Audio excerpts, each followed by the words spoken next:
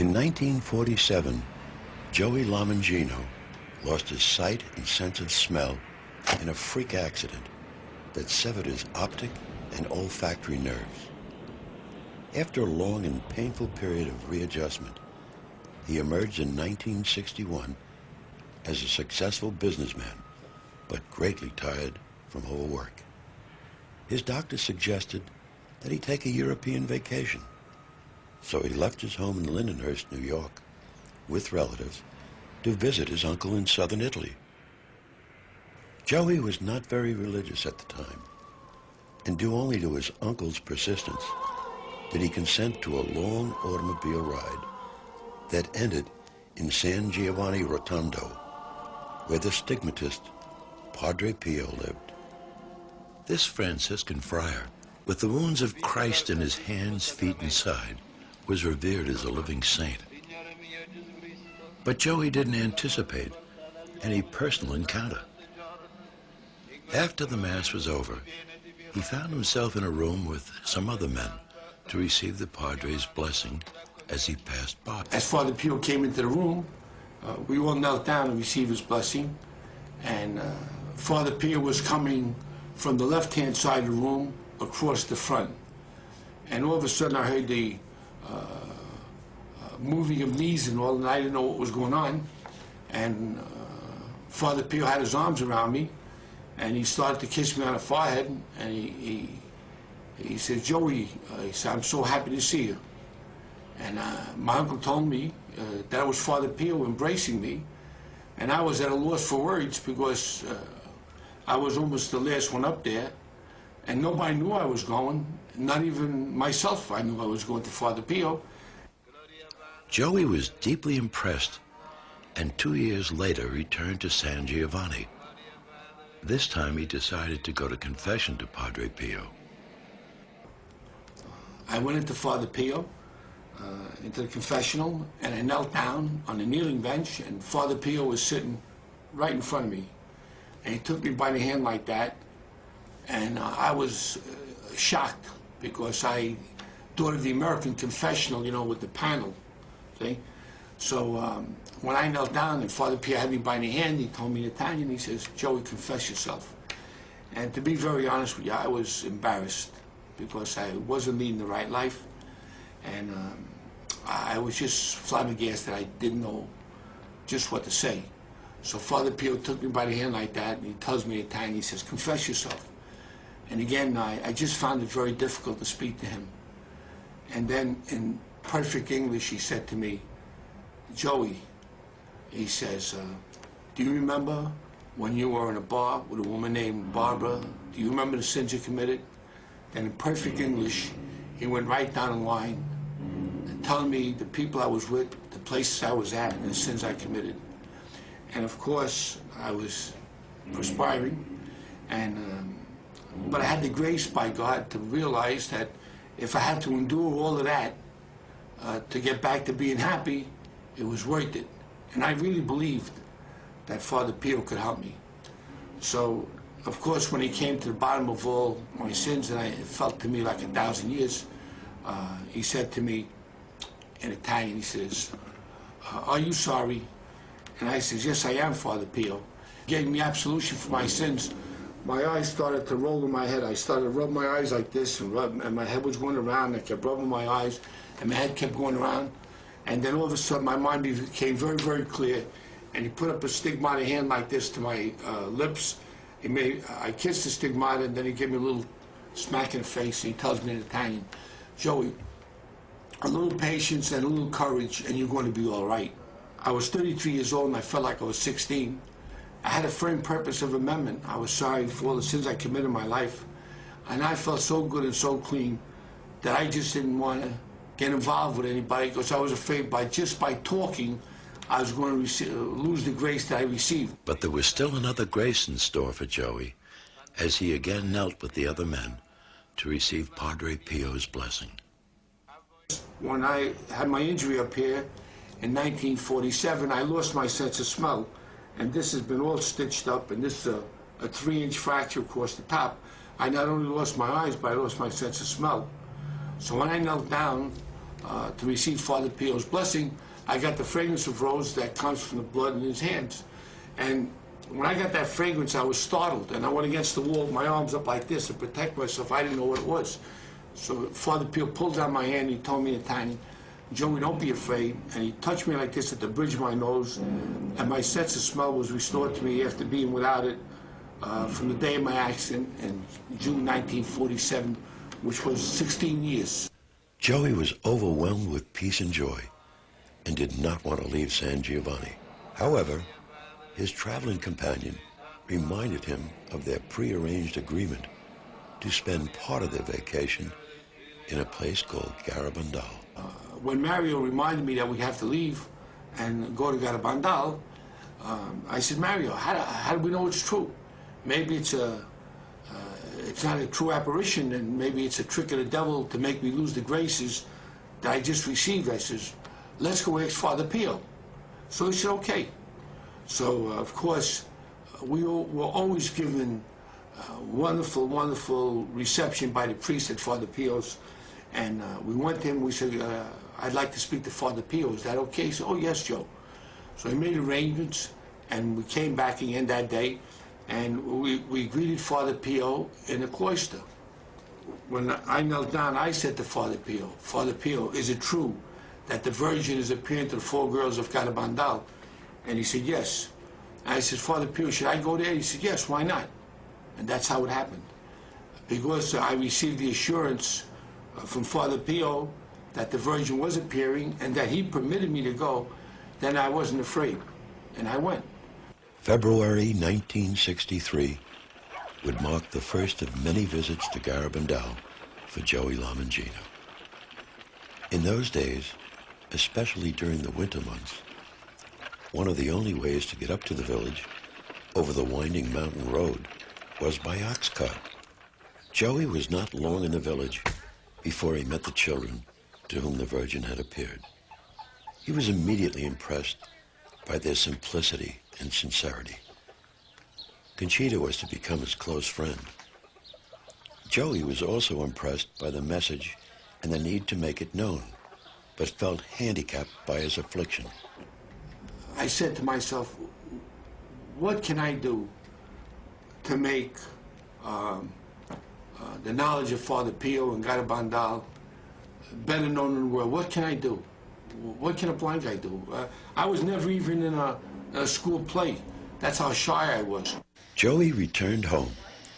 He had a scrapbook made up of pictures of Padre Pio and the Garabandal girls in ecstasy, with captions underneath in Braille. He then went around to the homes of friends and relatives, explaining about the famed stigmatist and the remarkable happenings taking place in Garabandal. From this small seed would grow a worldwide apostolate.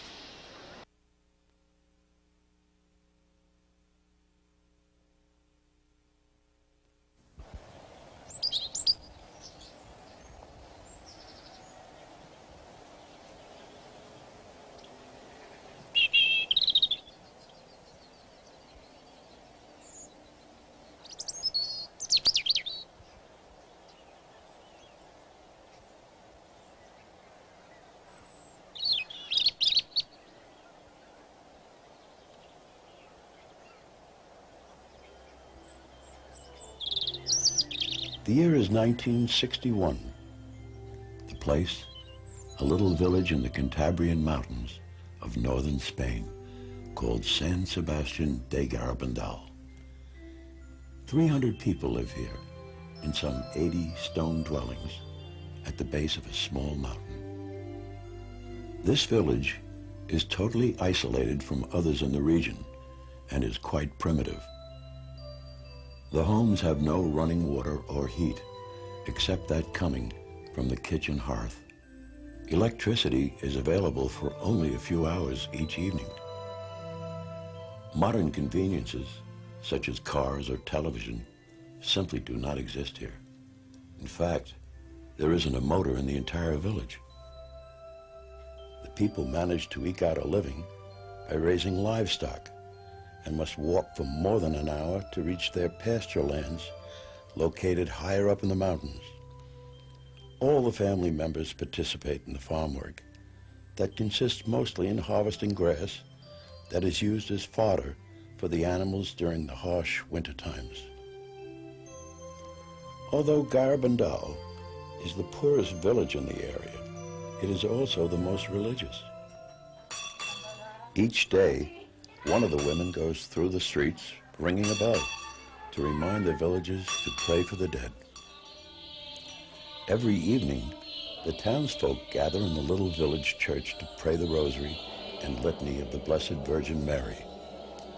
On weekends, the parish priest from Cosio makes the rough climb on horseback to celebrate Mass and hear confessions. This was Garabandal in 1961. It was just a simple Cantabrian hamlet that had remained unchanged for decades, maybe centuries. And as the local wisdom had it, it would probably always stay the same. These four girls were typical of those in the village. They lived happily in their mountain setting. Conchita Gonzalez, aged 12, Mary Cruz Gonzalez, 11, Jacinta Gonzalez, 12, and Mary Loli Mizon, also 12. Although three of the girls have the same last name, none are closely related. It was still light in the early evening of June 18th, 1961, when the four girls decided to have a bit of fun by taking some apples from the schoolmaster's tree on the outskirts of the village.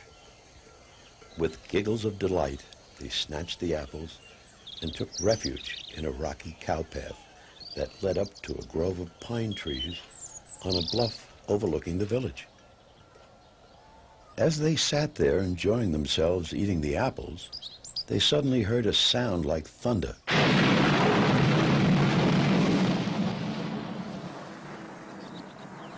And began to feel bad about taking the apples. Suddenly, Conchita's head snapped back, with her eyes staring upwards. The others, seeing her like that, started to scream and were about to run and tell her mother when the same thing happened to them. An angel in a brilliant light stood before them. He looked like a 9-year-old boy, but at the same time seemed to be endowed with invincible strength. In a flash, he was gone, and the girls returned to normal. Shaken by the experience, they ran to the village church.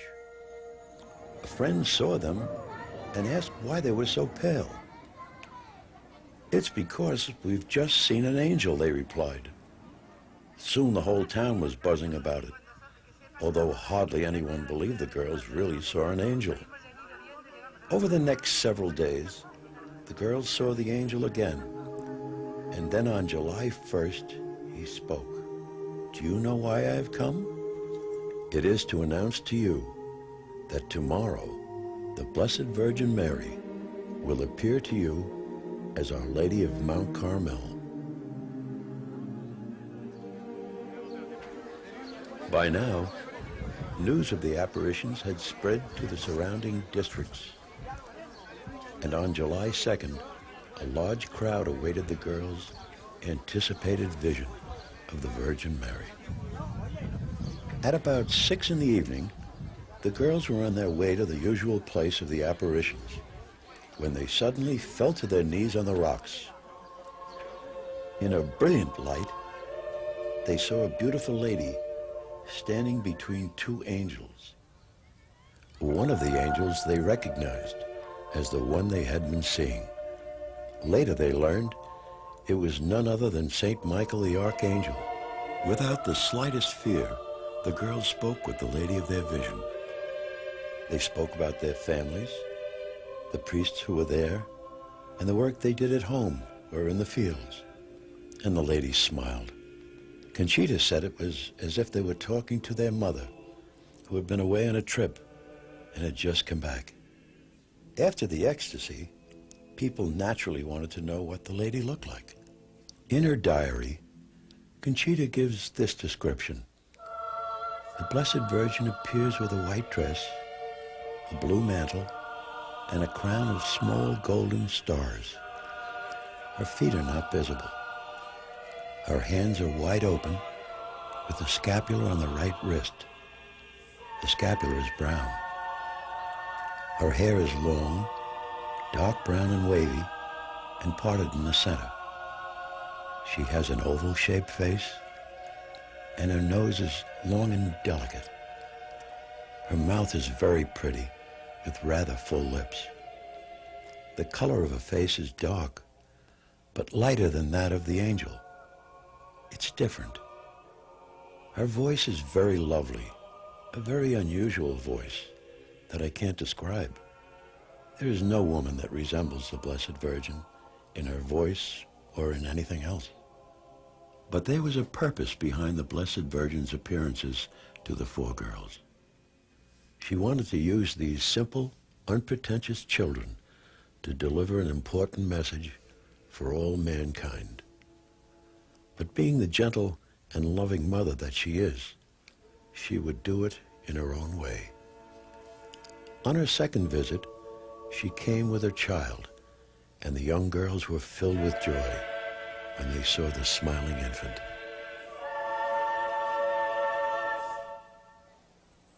In these first apparitions, the girls were seen holding up small stones. They said the Virgin kissed them, but added that she preferred to kiss religious objects. The people responded by giving them their rosaries, medals, crucifixes, and wedding rings, a practice that would continue throughout the events. On July 4th, Mary revealed her message to the girls, but told them not to announce it until October 18th. The truth of the visions first had to be established, so the message would be believed. Proof was needed, and proof was to be provided in abundance. Doctors tested the girls in their ecstatic state. They found them rigid, cold as stone, and insensitive to pain.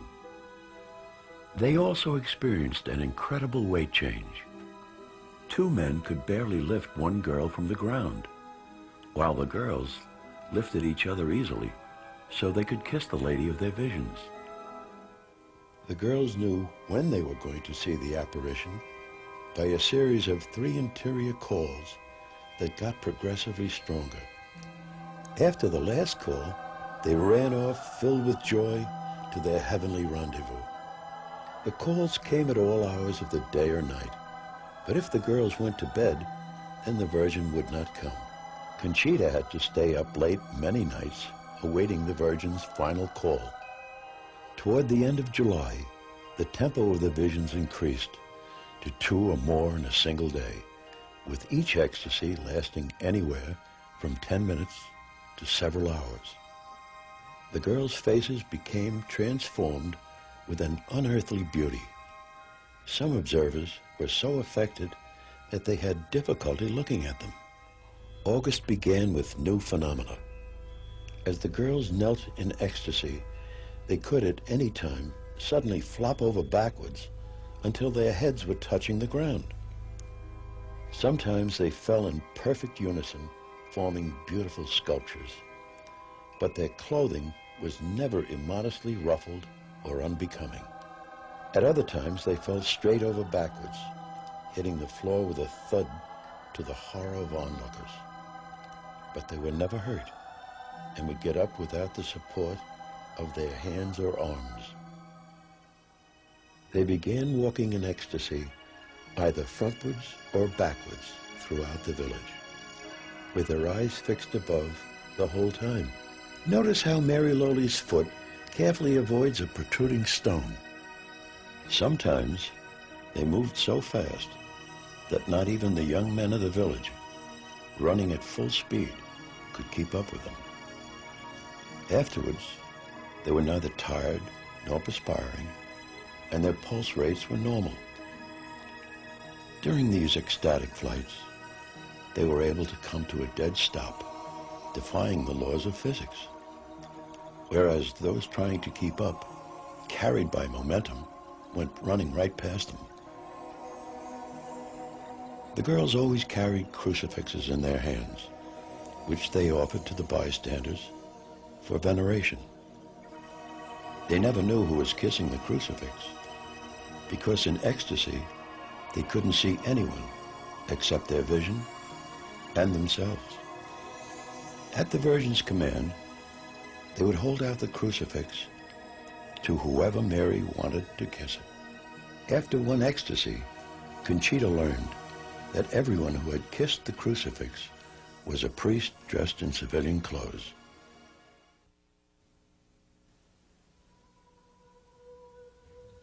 Among the many priests who went up to Garabandal to study the events was Father Luis Andreo, a Jesuit. He was a brilliant young theology professor who also had the reputation for being a saintly priest. Father Andreo was skeptical on his first visit, but after closely studying the girls in ecstasy, he realized something serious was happening to them. On August 8th, 1961, Father Andreo made another visit to the village. That night, he was among the crowd observing the girls in ecstasy at the pine grove where the visions often took place. Suddenly, his face became tense.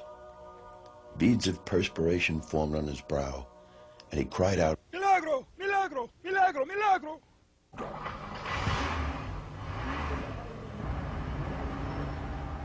On the drive home with friends, during the early hours of the next morning, he said, "What a gift the Virgin has given me. How lucky we are to have a mother like that in heaven. This is the happiest day of my life." He then made a slight coughing sound. His head fell to his chest. Father Andreo was dead. In a later vision, the Blessed Virgin told the girls that on August 8th, Father Andreo had not only seen her, but he saw a vision of the great future miracle as well. One of the places the girls in ecstasy visited most often was the village church, where they entered and prayed before the tabernacle. Unfortunately, this created problems. The crowds that followed them inside the church made such a disturbance that a diocesan ban had to be imposed, and the church doors were locked. From then on, they made their visits from outside the closed doors. As an example of obedience to the bishop, Mary no longer led the girls inside. By the beginning of October 1961, the raptures of the four girls had everyone mystified. And once they were caught up in ecstasy, nothing could bring them out of it. They were pinched, pricked with pins, burned with the tips of hot matches, and had sand poured in their eyes, all without effect. Powerful camera flashes, fired from just a few feet away, didn't make them blink. They moved with speed and precision in their frontward and backward marches, without ever looking where they were going. Especially impressive were the nocturnal backward descents down the steep incline from the pines to the village at breakneck speed. Thousands of times, the girls returned religious articles to the right owners without ever making a mistake. And they did this without looking at either the object or the person. These objects were usually piled on a table in one of the girls' homes when they weren't there. Sometimes, the rosaries and medals with chains got all tangled together, but that presented no problem. The girl in ecstasy would take the objects from the table and hold them up to her vision. They separated easily in her hands. Then she would take the object, kissed by Mary, and with her eyes fixed on her vision the whole time, make her way through the crowd until the owner was found. It was a moving experience for a person to have their rosary, medal, or wedding ring come back to them in this mysterious way. Many wept, some fainted. While in ecstasy, the girls prayed as never before. Let's listen to an original taped recording of two girls saying the Hail Mary while actually looking at the person to whom this ancient prayer is directed. De tu vientre, Jesús. Santa María, Madre de Dios, ruega por nosotros pecadores, ahora y en la hora de nuestra muerte. Amén. They sang hymns they had not learned, and with the help of Mary, made up charming little couplets. O little Virgin of Carmel, what joy thou hast given us, showing thyself to us with your babe so beautiful. October 18th finally arrived, the day the girls were to announce the long-awaited message from the Blessed Virgin. It was a day of apocalyptic overtones, with thunder and lightning, cold and rain. Nonetheless, hundreds of people made the sacrifice to be there on this all-important day. Time wore on. Many left. Finally, the message was read aloud at the Pines to the crowd that still remained. We must make many sacrifices, perform much penance, and visit the Blessed Sacrament frequently. But first, we must lead good lives. If we do not, a chastisement will befall us. The cup is already filling up, and if we do not change, a very great chastisement will come upon us. Many came away disappointed, having expected more, but that was the message, short and to the point. The most loving of mothers had just told her children in plain and simple language what they must do to avoid a punishment from God that would far surpass anything man could bring upon himself. The ecstasies of the four girls continued into the winter months.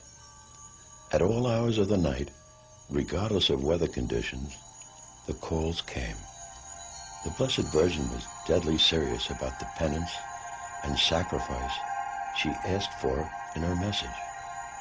But once the girls were in ecstasy, they felt nothing.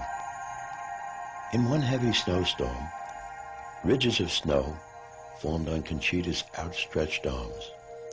She was not aware of it. Another time, she was unaffected by hailstones that bounced off her wide-open eyes. Through the spring and into the summer of 1962, the visits of the Blessed Virgin and St. Michael continued. If there wasn't a priest available in the village to give the girls communion, St. Michael brought them invisible communion. He taught them how to receive with reverence.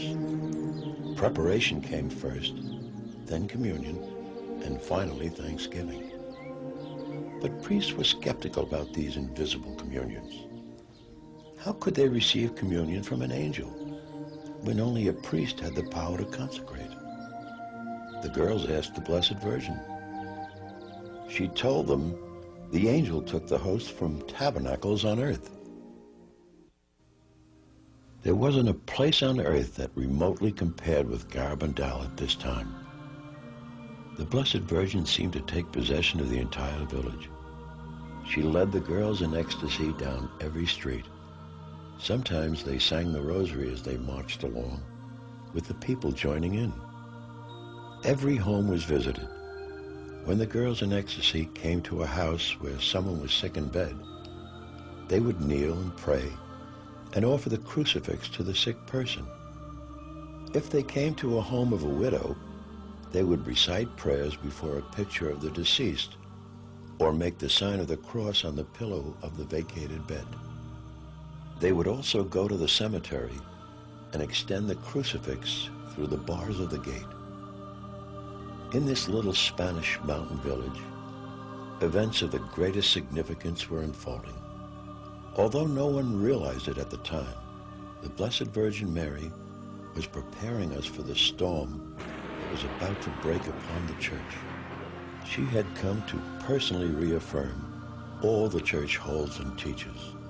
Everything Mary did with the young girls was infused with meaning for all Christians. While in ecstasy, they prayed in every position, kneeling, standing, sitting, walking, or lying down. The Virgin was reminding us that we can always be with God and her, no matter where we are or what we're doing. Our Lord and our Heavenly Mother want to be part of all our actions, whether we're working at home, at our jobs, or driving a car. When taxis that brought people up to Garabandal were parked in the village, the girls in ecstasy went with their crucifixes and traced the sign of the cross on the windshields. Nothing was too insignificant for the Virgin. "She's even interested in our cows," said Mary Lowley after one ecstasy. Through the children, Mary taught us how we should act toward our neighbor. If one of the girls' shoes fell off while they were walking in ecstasy over the rugged terrain, the Virgin would require that another girl put the shoe on the foot of her friend. Sometimes, as two girls marched through the village together, they would separate, each taking a different route, but both remaining in ecstasy. When they came together again at a different point, they would embrace. Whenever they walked together in ecstasy, they were always arm in arm or holding hands. And just who was this Lady of Light, acting in such a powerful way in the little mountain hamlet of Garabandal? Those who never fully understood her role only had to look at the figure on the cross that she commanded the girls to present to the onlookers. She was the mother of Christ with only one desire: to lead everyone to her Son Jesus, the Savior of all mankind. Was Mary only the Blessed Mother of Catholics? At one point, Conchita was approached by a Protestant. He wanted to know if he could kiss the crucifix. The next time she offered it for veneration while in ecstasy. Conchita was raised in a totally Catholic environment. She was concerned about this request and mentioned it to the Virgin when she appeared. Mary looked at the man and said, "He too is my son," and operating as she did through the young girl, caused the crucifix to be brought to the man's lips. For the girls, all that they were experiencing must have seemed like a foretaste of heaven. But heaven was not yet. The children, like the rest of us, still had to live in the real world, a world getting progressively worse with each passing day. June 19th and 20th, 1962, would be two nights not easily forgotten in the annals of Garabandal. The children in ecstasy were heard screaming in terror. The veil was lifted, and they were permitted a glimpse of future events.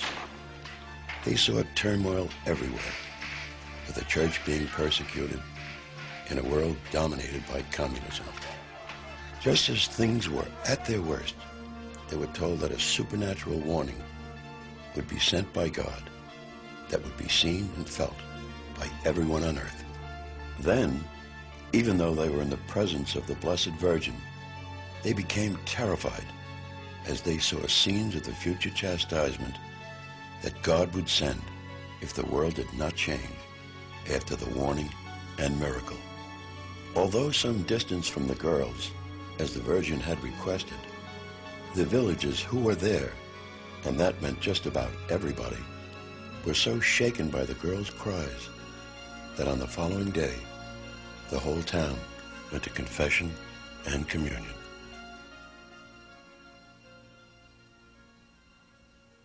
For some time, the girls pleaded with the Blessed Virgin and St. Michael to perform a miracle to convince those who still did not believe. Finally, St. Michael told Conchita that on a certain date indicated by the Virgin, the invisible communion which he had been giving her would on that day become visible on her tongue. Conchita called that a small miracle because she thought the host could always be seen by the onlookers whenever she received it. When the day arrived that had been announced by Conchita 15 days in advance, several hundred people were in the village, but the wait proved long and tiresome. Many became discouraged and left. Then about 1:30 in the morning of the 19th, Conchita came out of her house in ecstasy, turned a corner, and as the crowd pressed around her, dropped to her knees in an adjacent street. She then put out her tongue. Those just inches away affirmed that it was bare. Suddenly, faster than the human eye could detect, a brilliant white host appeared on the girl's tongue. A Barcelona businessman with a borrowed movie camera and only flashlight illumination took several frames of film showing the host on Conchita's tongue. Here was a miracle announced in advance, realized and then recorded on film to serve as proof of the authenticity of the Garabandal events. In October of 1962, 900 miles from Garabandal, another event was unfolding that would cause reverberations within the church unprecedented in modern times. Pope John the 23rd had just opened the Second Vatican Council.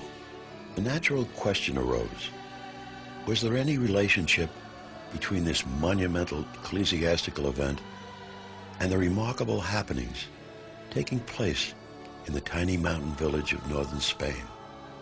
The answer is an unqualified yes, but only in the future will the full significance of that relationship be known. In ecstasy, Conchita was heard repeating the words of the Virgin. The council will be the greatest of all. It will be a success. That's good, so they will know you better, and you will be more pleased. By January of 1963, the visions had ceased for Mary Lowly, Jacinta, and Mary Cruz. Only Conchita continued to have visions, but they were fewer and farther apart. However, at this time, Conchita and Mary Lowly began to experience locutions. A locution is an interior voice without any accompanying vision. In 1947, Joey Lamangino lost his sight and sense of smell in a freak accident that severed his optic and olfactory nerves. After a long and painful period of readjustment, he emerged in 1961 as a successful businessman, but greatly tired from overwork.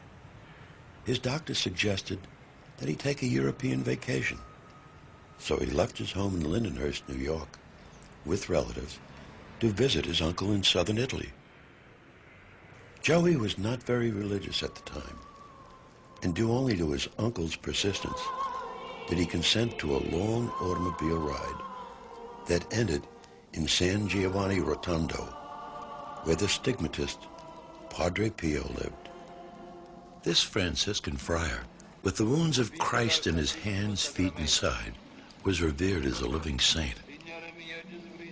But Joey didn't anticipate any personal encounter. After the Mass was over, he found himself in a room with some other men to receive the Padre's blessing as he passed by. As Father Pio came into the room, we all knelt down and received his blessing. And Father Pio was coming from the left-hand side of the room across the front.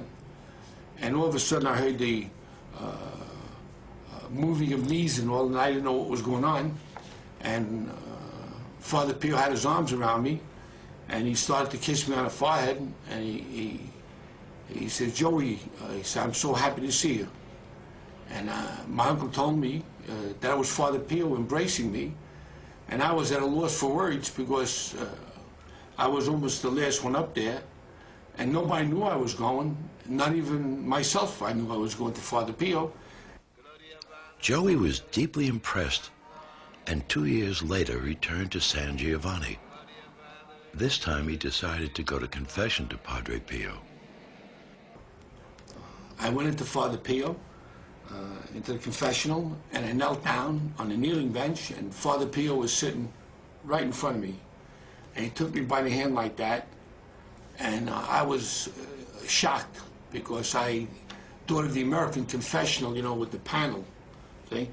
So when I knelt down and Father Pio had me by the hand, he told me in Italian, he says, Joey, confess yourself. And to be very honest with you, I was embarrassed because I wasn't leading the right life, and I was just flabbergasted. I didn't know just what to say. So Father Pio took me by the hand like that, and he tells me in Italian, he says, confess yourself.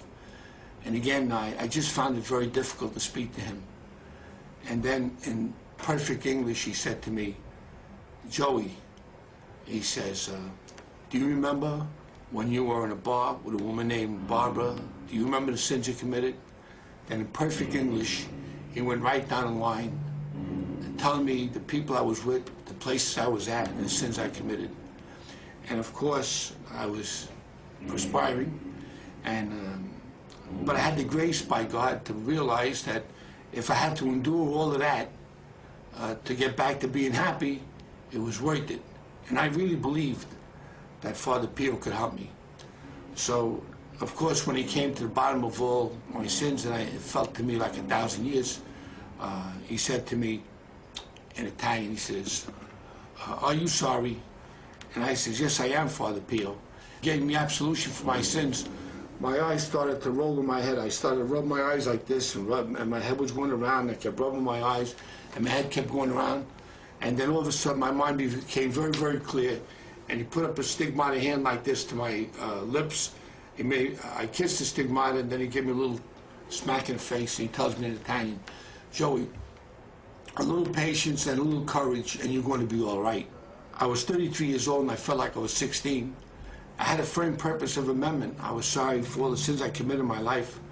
And I felt so good and so clean that I just didn't want to get involved with anybody because I was afraid just by talking, I was going to lose the grace that I received. But there was still another grace in store for Joey as he again knelt with the other men to receive Padre Pio's blessing. When I had my injury up here in 1947, I lost my sense of smell. And this has been all stitched up, and this is a 3-inch fracture across the top. I not only lost my eyes, but I lost my sense of smell. So when I knelt down to receive Father Pio's blessing, I got the fragrance of rose that comes from the blood in his hands. And when I got that fragrance, I was startled, and I went against the wall with my arms up like this to protect myself. I didn't know what it was. So Father Pio pulled down my hand, and he told me in Italian, Joey, don't be afraid. And he touched me like this at the bridge of my nose, and my sense of smell was restored to me after being without it from the day of my accident in June 1947, which was 16 years. Joey was overwhelmed with peace and joy and did not want to leave San Giovanni. However, his traveling companion reminded him of their prearranged agreement to spend part of their vacation in a place called Garabandal. When Mario reminded me that we have to leave and go to Garabandal, I said, Mario, how do we know it's true? Maybe it's not a true apparition, and maybe it's a trick of the devil to make me lose the graces that I just received. I says, let's go ask Father Pio. So he said, okay. So, of course, we were always given wonderful, wonderful reception by the priest at Father Pio's. And we went to him, we said, I'd like to speak to Father Pio. Is that okay? He said, oh, yes, Joe. So he made arrangements, and we came back again that day, and we greeted Father Pio in the cloister. When I knelt down, I said to Father Pio, is it true that the Virgin is appearing to the 4 girls of Garabandal? And he said, yes. And I said, Father Pio, should I go there? He said, yes, why not? And that's how it happened. Because I received the assurance from Father Pio that the Virgin was appearing and that he permitted me to go, then I wasn't afraid. And I went. February 1963 would mark the first of many visits to Garabandal for Joey Lamangino. In those days, especially during the winter months, one of the only ways to get up to the village over the winding mountain road was by ox cart. Joey was not long in the village before he met the children to whom the Virgin had appeared. He was immediately impressed by their simplicity and sincerity. Conchita was to become his close friend. Joey was also impressed by the message and the need to make it known, but felt handicapped by his affliction. I said to myself, what can I do to make the knowledge of Father Pio and Garabandal better known in the world? What can I do? What can a blind guy do? I was never even in a school play. That's how shy I was. Joey returned home. He had a scrapbook made up of pictures of Padre Pio and the Garabandal girls in ecstasy, with captions underneath in Braille. He then went around to the homes of friends and relatives, explaining about the famed stigmatist and the remarkable happenings taking place in Garabandal. From this small seed would grow a worldwide apostolate.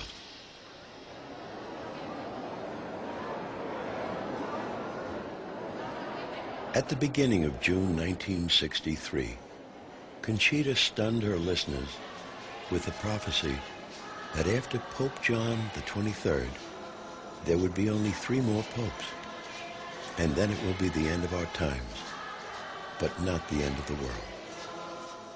On March 19th, 1964, the feast of St. Joseph, Conchita had a locution at the Pines, in which the Virgin told her that on the day of the great miracle, Joey Lamangino will regain his eyesight and will see permanently.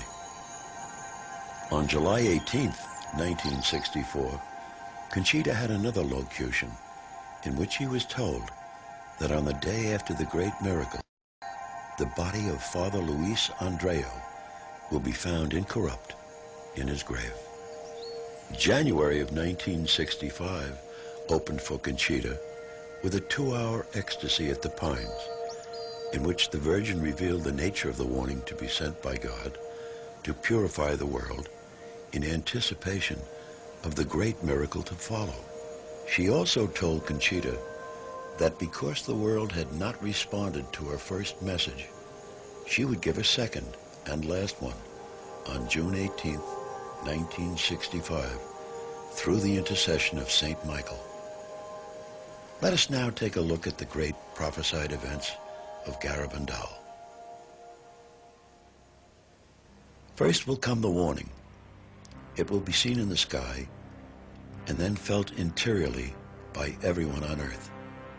No one will escape it. At a moment in the not too distant future, when the world is in the midst of a great turmoil, everything will be held in suspension. At that moment, everyone will see the wrong they have done and the good they have failed to do. It will be extremely painful. People would prefer to die rather than go through it, but it will cause no physical harm. If a person should die, it will only be from the shock of the experience. The warning will serve as a purification to correct the conscience of the world and prepare it for the great miracle. The miracle will take place at the Grove of the 9 Pine Trees. It will occur on a Thursday evening at 8:30, on or between the 8th and the 16th of March, April, or May. Conchita knows the date and will announce it 8 days in advance. It will be on the feast day of a martyr of the Eucharist and will coincide with a great ecclesiastical event in the church. All those either in the village or on the surrounding mountains will see it. The sick who are present will be cured. Sinners will be converted, and the incredulous will believe. It will be the greatest miracle that Jesus will have ever performed for the world. As a result of the miracle, Russia will be converted. After the miracle, a permanent, visible, supernatural sign will remain at the Pines until the end of time. If, after the miracle, the world still does not change, then God will send the chastisement. It will be far worse than anything man could bring upon himself. It will be in keeping with what he deserves for his crimes.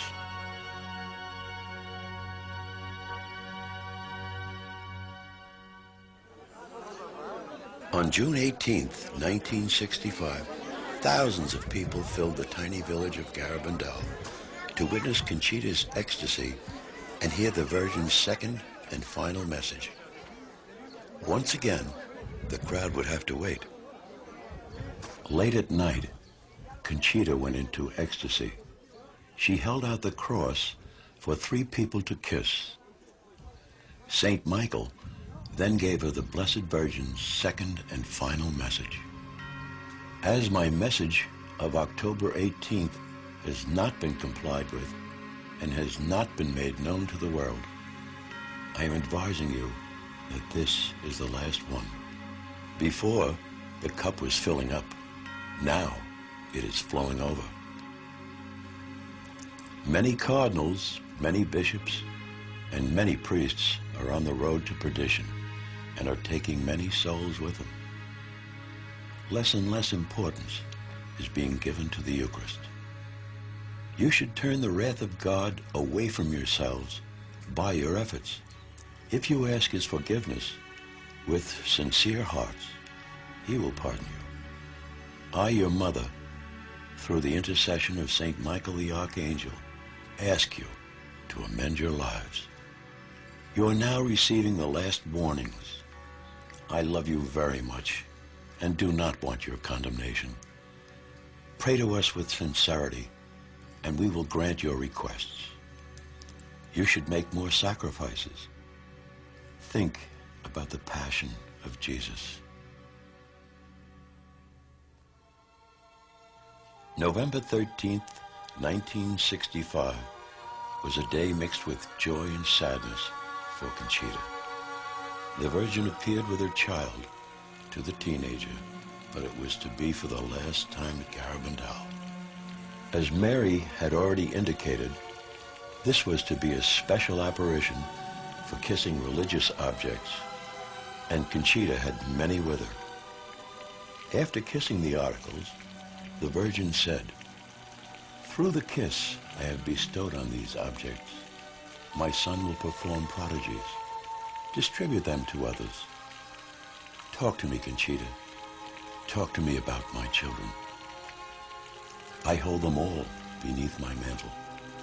This will be the last time you will see me here, but I shall always be with you and with all my children. Conchita, why don't you go and visit my son in the tabernacle? He waits for you night and day." Conchita said to the Virgin, "I am so happy when I see both of you. Why don't you take me now to heaven with you?" She replied, "Remember what I told you on your patronal feast day. When you present yourself before God, your hands must be filled with good deeds, done for your brothers and for his glory.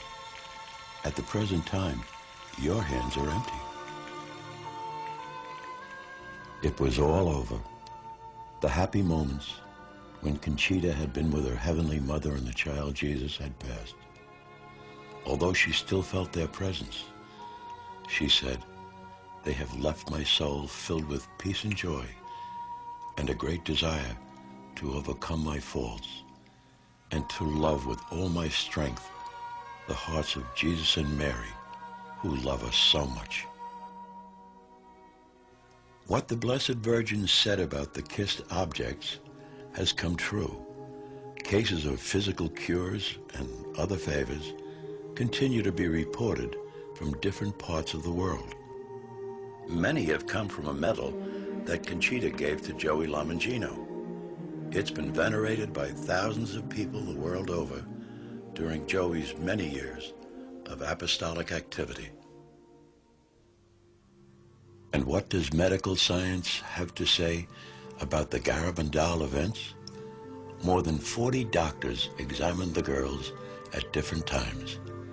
Pediatrician Dr. Celestino Ortiz studied them for 22 consecutive days. Outside of ecstasy, he found them to be normal and well-balanced.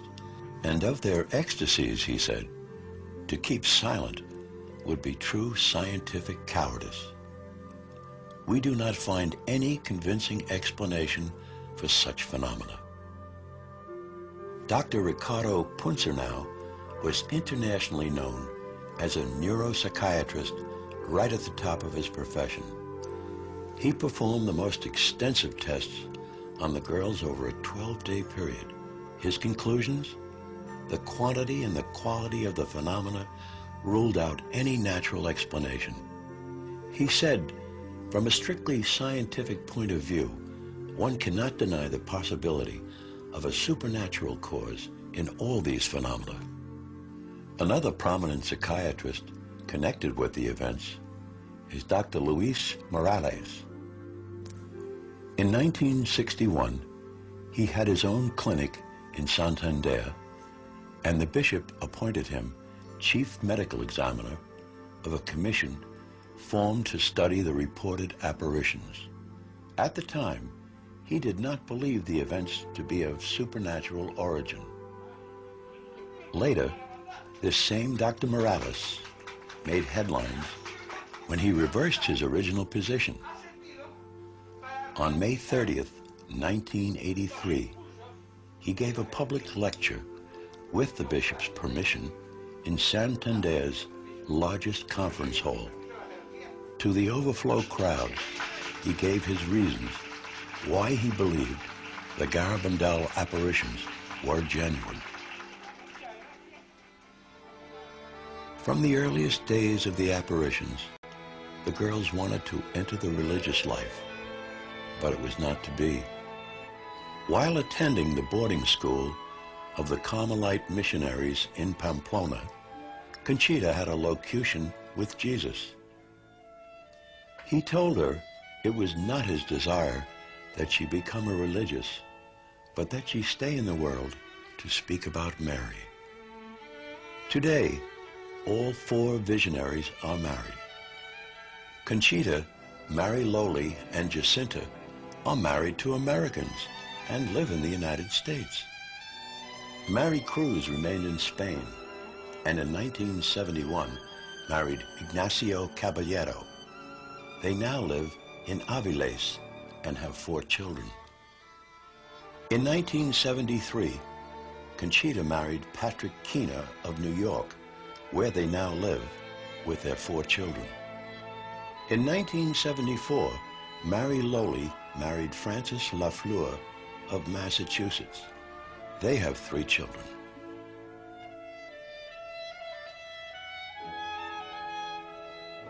In 1976, Jacinta married U.S. Navy man Jeffrey Moynihan of California. They now have a daughter. In 1977, Joey Lamangino, at the age of 47, surprised everyone in the Garabandal apostolate when he married Marilyn Luther of Michigan.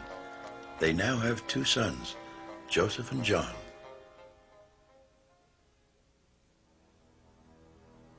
The Blessed Virgin's main purpose in appearing at Garabandal was to deliver a message. But besides this twofold message, such strong emphasis was given to certain subjects that they carried a message of their own. The overriding importance of the Holy Eucharist was emphasized by St. Michael giving the girls invisible communion and the miracle of the visible host, as well as their many visits to the Blessed Sacrament. It was noticed during these visits that the girls never turned their backs to the tabernacle, even going so far as to walk out of the church backwards. During the entire length of the events, the girls were constantly urged by the Virgin to pray for priests. The Virgin chose to appear at Garabandal as Our Lady of Mount Carmel, a title closely connected with the brown scapular. She spoke of its importance and wore it on her wrist during the apparitions. The scapular is a sign of consecration to the Blessed Mother. Those who wear it with faith and devotion can be sure of her maternal protection in the terrible days in which we live. The Rosary was an important feature of the Garabandal events. Mary didn't ask the girls to recite it during the apparitions. She commanded them.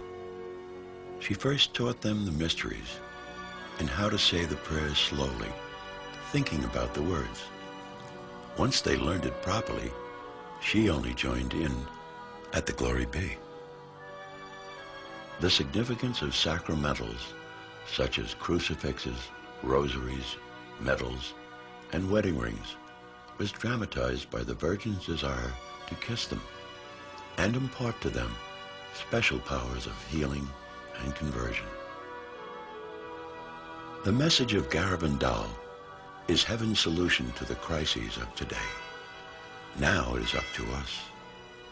How we respond will determine the future of our generation.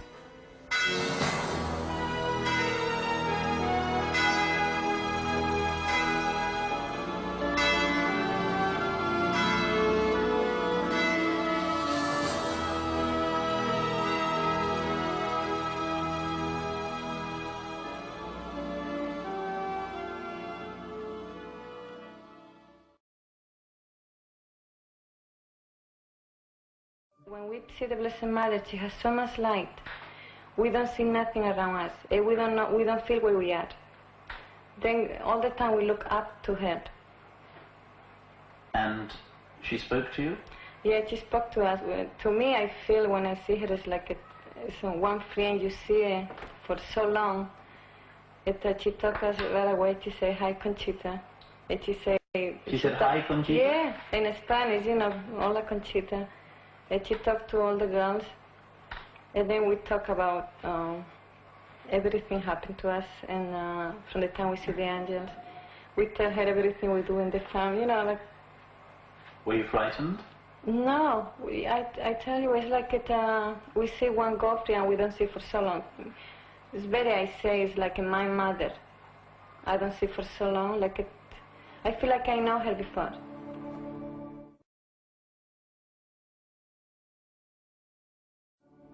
The Blessed Mother gave us the message July 4, and she said to us, give it you October. The first message is, I don't say in Spanish, but I can say in English. Hay que hacer muchos sacrificios, mucha penitencia, visitar al Santísimo con frecuencia, pero antes tenemos que ser muy buenos.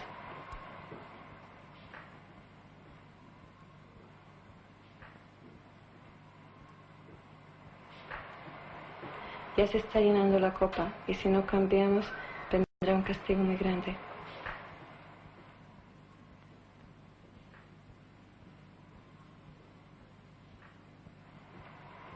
This is the first message.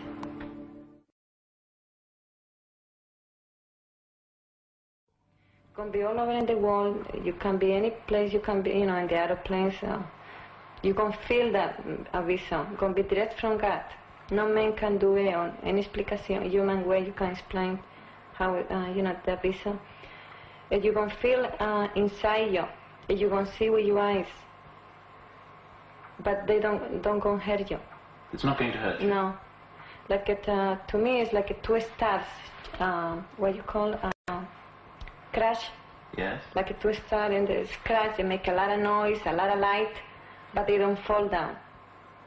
The thing, they don't hurt us, but we're going to see. In that moment, we're going to see our conscience. You're going to see what everything wrong you see it. You do it.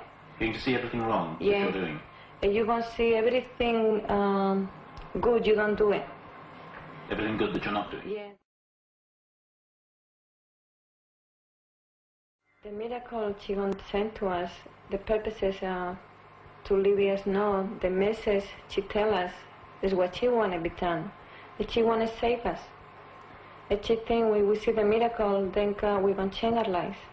So it's to tell people that the message is true? Yes, all the message. What can you tell us about the big miracle?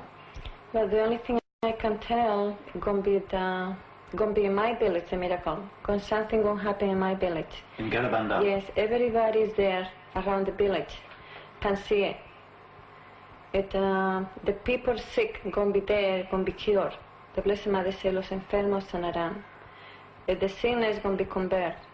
And then after that day, going to be one sign in the pines. It's going to be like There's going to be a sign where? In the pines. In the pine trees? Yes, in the pine trees. We see the Blessed Mother in the pine trees a lot of time. And she said, going to be one sign there.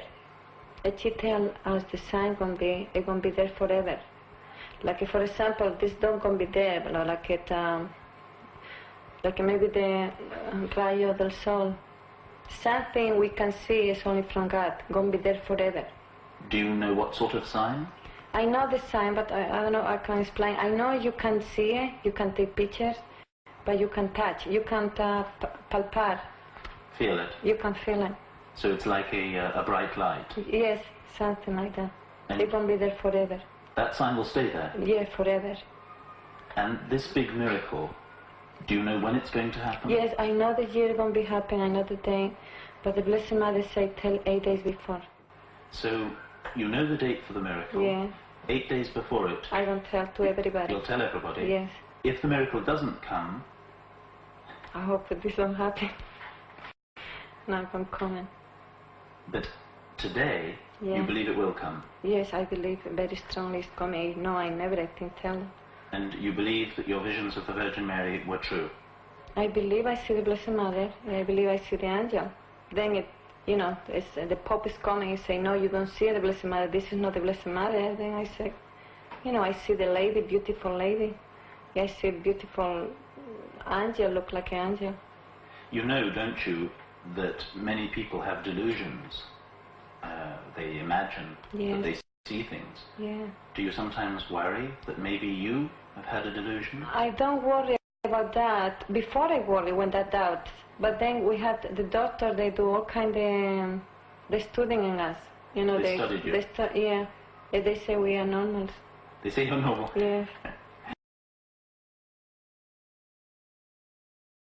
When you look at your little children and you look ahead to the future, are you frightened for them? Yes, I do. Even a lot of time I say, I God take my children to heaven. I won't miss them, but I like miss them. Take the comes. I think they're going to suffer. You think they're going to suffer? Yes. Why? But I believe after the miracle, all this thing, we're going to change our lives. But we had, I think we lost a lot of, like the saying of the thing. We lost like a lot of the saying of the thing, is sing no more, like we got too spoiled, we don't do sacrifice. You mean we've lost a sense of sin? Yes. It's very hard to start all over again, even to teaching to children. Like I see the way they're teaching to children now. It's no sin no more. No sin? Yeah. Like I believe we're going to get the punishment. You do think the punishment's going to come? Yeah, if the punishment coming, I am sure going to, get my children. It's going to get your in children? In my children's life. In your children's lifetime? Yeah. And that worries you? Sure, it worries me. Yeah. Can you help them to be saved from the punishment? The only thing I can do is the best thing we can do is, teaching the babies the best to love God, the Blessed Mother, have strong faith in Jesus. And what now do you want for the rest of your life? Love God, I do His will.